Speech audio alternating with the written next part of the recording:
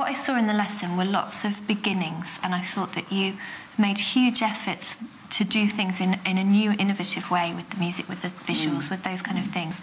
And they're fantastic building blocks. And I think the next stage is to have the confidence to do it regularly and then take it further. Yeah. I think possibly we need to kind of look at how to get them hooked in. Yeah, they're very passive. I think I did, in terms of I kept asking them questions. I won't let them not answer, because I did direct questions to them.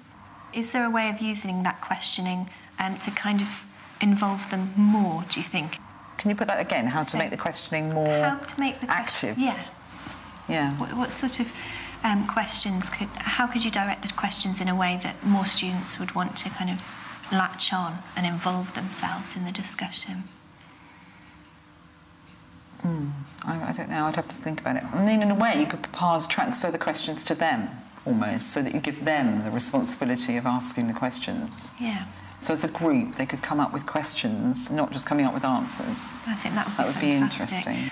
But I think the next stage would be, with the questioning, to give them a question and the time to then turn to the person next to them, discuss it, and it probably would get quite boisterous, and you would get one or two students going off task.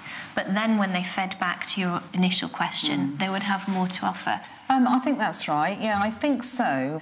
There's a balance, isn't there, between the understanding of the poem, because of the course, and time for exploration. And my focus at the moment is a sense of I'm almost, and forgive me for saying that, I'm almost conscious I just want to get them through the poetry and finish, you know, and then move on, because there's so much else that we have to do. You know, it is that balance, isn't it, between technique, personal response, content, you know. It's spinning lots of different plates at once, isn't it? And it's very But I think we've made some genuinely, I think we've made some really shrewd comments.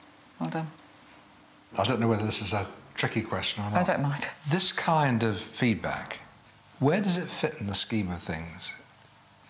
How honest can I be? I'd like you to tell the truth. Well, actually, I think that was very, very positive. So I will take on board a lot of what was said there. Sometimes I don't. I think some of the techniques that are suggested to me are of the moment. And teaching is cyclical, and we see these things go around and come back again. But when I'm learning and gaining information, gaining knowledge on my teaching, I think it's very valuable. So I rate this highly, but sometimes I don't. It depends who's doing it and how I feel about it. So the observation better be pretty good? Oh, I think it should be good for everybody. Can I just keep pressing on this? Of course you can. You can ask me. I've got nothing to hide. No, I'm interested. People like myself who've been in it for a long time sort of haven't chosen perhaps to go the upward route, but have gone tangential. The experience that I've gathered doesn't count for very much anymore. The fast trackers are the ones that are seen as gleaming, and I think that we all, there's a mutual benefit we can all offer, and we're all valuable, and we've all got a lot to give.